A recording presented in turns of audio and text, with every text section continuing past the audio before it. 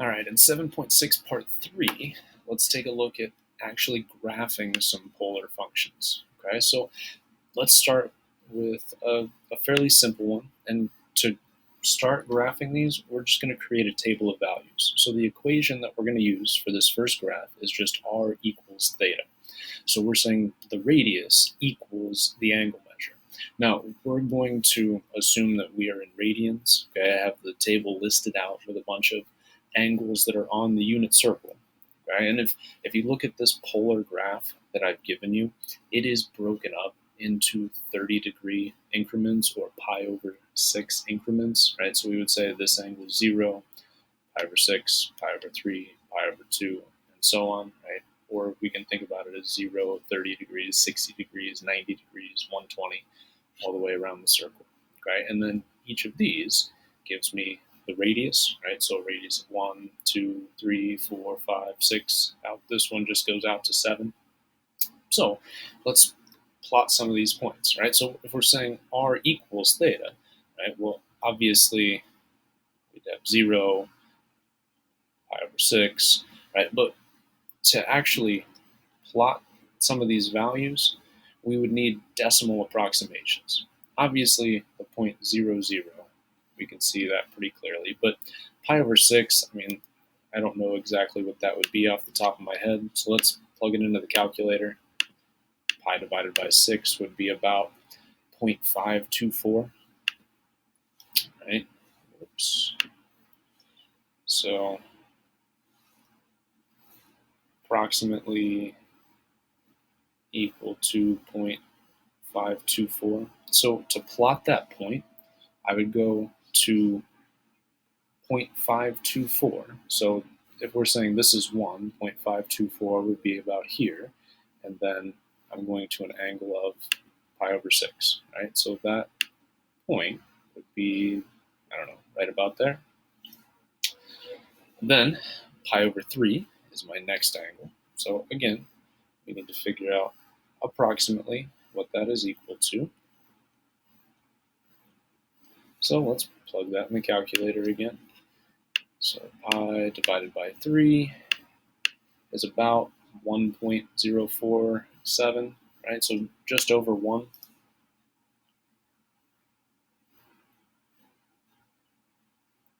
So I'm going to go to a radius of 1, and then, or just over 1, and then an angle of pi over 3. Okay, so we can start to see how this is going to come about. Okay, let's plot the next point, pi over 2. So if I put that in the calculator, pi divided by 2 is about 1.571. Right? So approximately 1.571. So I'm going to an angle of pi over 2, which is 90, and then to the point just over 1.5, so something like that. So as we plot these points, we would connect them with a smooth curve, right? So we would connect with a smooth curve, and it's just going to keep kind of spiraling out like this. So on the, I actually have all of these decimal approximations here for us, so we don't have to keep typing them into the calculator. But if we plot these points, right, that's just going to replot the ones that we already did here. It's going to look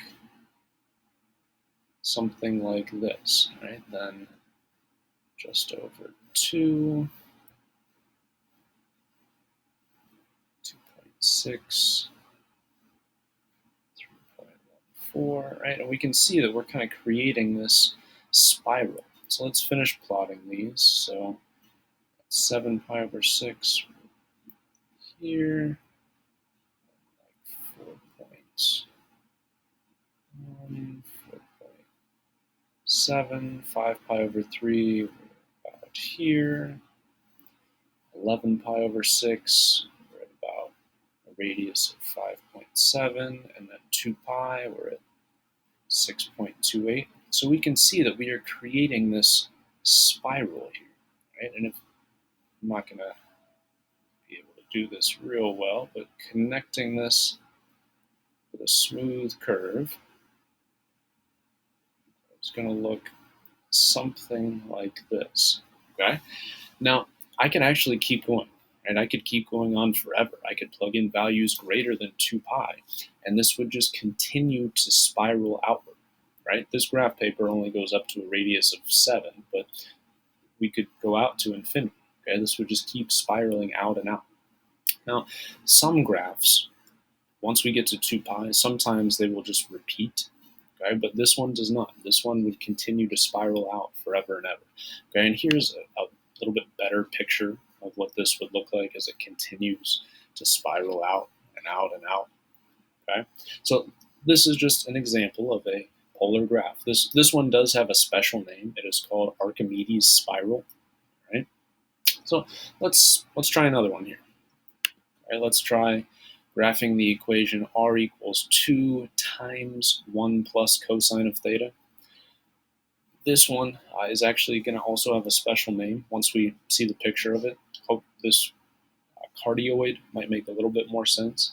But if I plug 0 in for theta, okay, this one will actually have to do a little bit of calculating to create our table. So this will be 2 times 1 plus cosine of 0.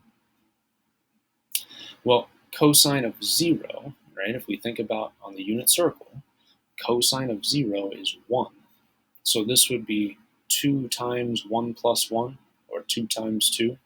This would actually be 4.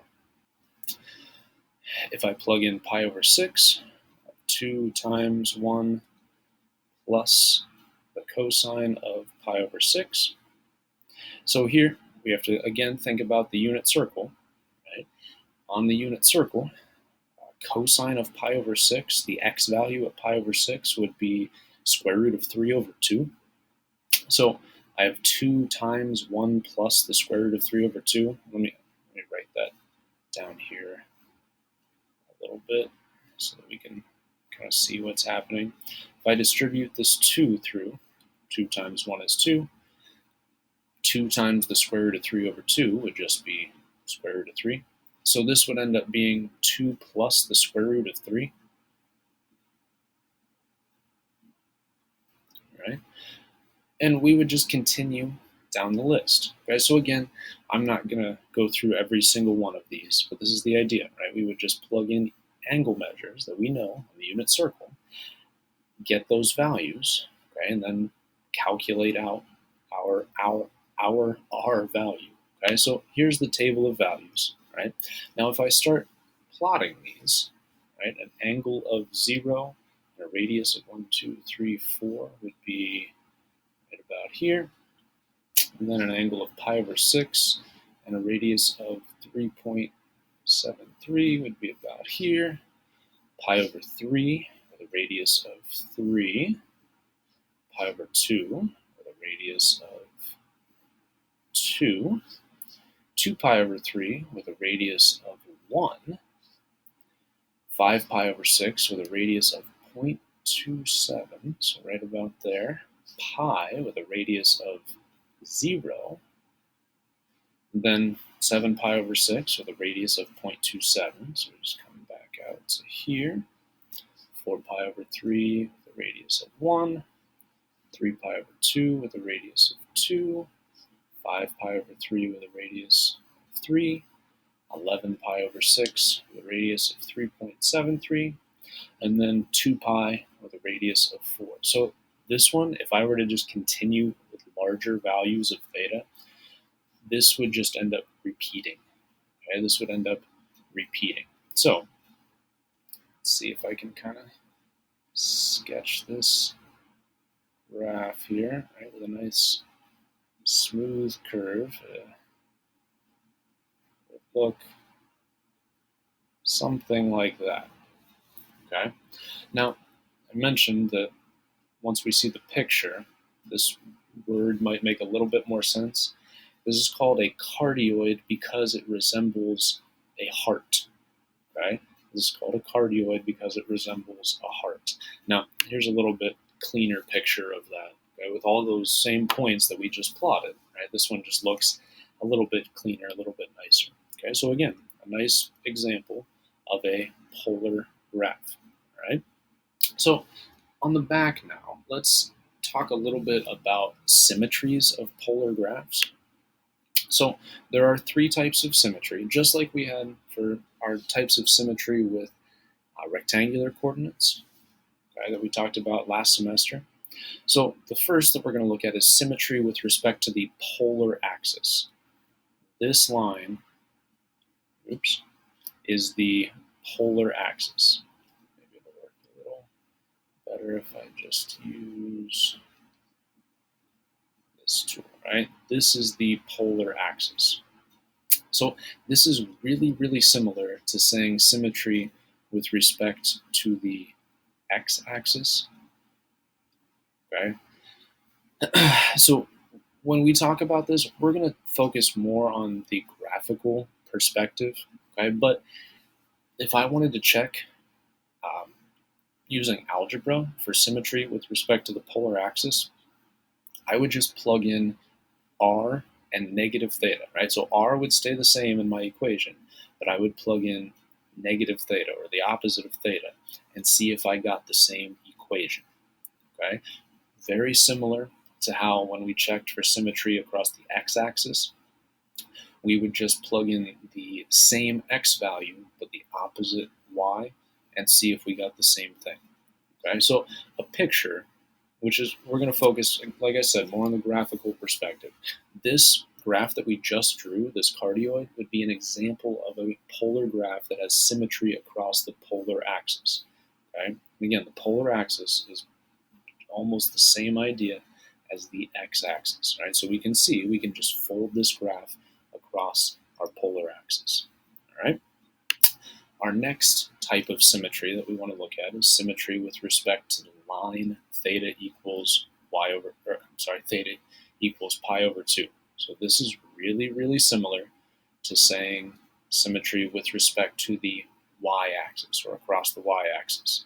Now, again, algebraically, I could say, well, I'm going to take a point r theta, and if the point r pi minus theta is also on the graph, then it has symmetry with respect to the line theta equals pi over 2. Okay?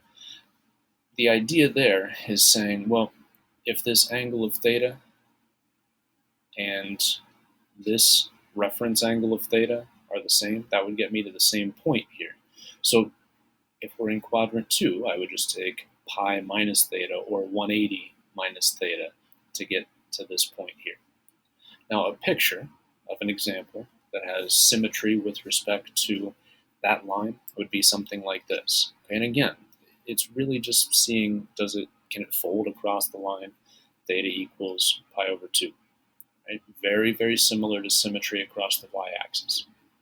The final type of symmetry that we could have is symmetry with respect to the pole. Now, this is really, really similar to saying symmetry with respect to the origin. Okay? We talked about that last semester. Right? So essentially, we're just saying, is it symmetric straight through the middle? Right? The origin in polar coordinates is just called the pole. So the easiest way to determine algebraically if something has symmetry with respect to the pole is just plug in the opposite of r and see if we get back to the same thing. Okay? A couple of examples that would have symmetry with respect to the pole would be graphs that look like this. Okay? Now, the final section on your note sheet is just using a calculator for polar graphing. So I want to show you how to do this using Desmos and using your TI-84. Right? So let's start with the TI-84. Okay? If we bring this up, if I press the mode button and I look down at this line that says function, parametric, polar, okay, we can put our calculator into polar mode. Right? When I do that, if I go up to y equals, it now shows r equals instead of y equals. Okay, so if I want to graph, I don't know, let's do r equals theta. This button that we always use for x, now is just going to give me a theta. Okay, this is my variable here. So in polar mode, this button will just put in a theta here. Now if I hit graph, it's going to show me that spiral that we graphed on the front. Now, it's only showing me part of that spiral. Okay, it's only going up to here. Now let me show you why that is. If I click or press the window button, this first option right here, theta min to theta max, tells the calculator what values of theta to plug in. And it, as of now, it's saying stop at 2 pi, right? 6.283, that's 2 pi. And that's what we graphed by hand, right? We just graphed the part that goes from 0 to 2 pi. So if I want it to go up farther, let's say I want it to go to 4 pi. I want to plug in all the values of theta up to 4 pi. Okay? Then I can see, well, it graphs the next round of that spiral. Okay? And like we mentioned also, a lot of graphs will just repeat after we get to 2 pi. For example, if we wanted to graph that cardioid that we had, 2 times 1 plus the cosine of theta, okay, it just graphs that. And then since we technically had it up to 4 pi, the calculator did actually graph this twice, okay? But this one would only go up to 2 pi before it starts repeating. So sometimes graphs will repeat at 2 pi, sometimes they will not, right? Now, one final thing I guess I want to mention on the calculator is generally we would want to be in radian mode. Okay? If we put this into degree mode, we would really need to zoom out. Okay? For example, if we were just looking at r equals theta, then I would need to make my window like all the way up to 360 instead of just 2 pi, okay, if we were in degree mode. So usually we want to be in radian mode and polar mode here, okay? So let's take a look at how to do this using Desmos then. Okay, if I just pull up desmos.com/calculator, I can click on the wrench here, graph settings, and I can change right here to a polar graph, okay? Rectangular, polar, right there. So now, if I wanted to type in r equals theta, there actually isn't a nice way to just press theta or click on theta. So what we actually need to do is spell out the word theta, Theta. And as soon as I type that whole word in, it gives me the variable of theta. Okay, so that's just kind of one quirky thing with Desmos. To get theta on there, we have to type out Theta. Okay, so here is Archimedes' spiral. Okay, if I wanted to type in the cardioid we did, r equals 2 times 1 plus the cosine of, and again, type out Theta.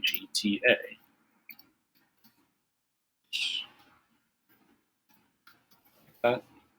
And you know that we can turn individual pieces on and off, just like this. Okay, so we are going to do a little bit of focusing on an exploration with graphs here. Okay, so we are going to use Desmos a lot to do that exploration.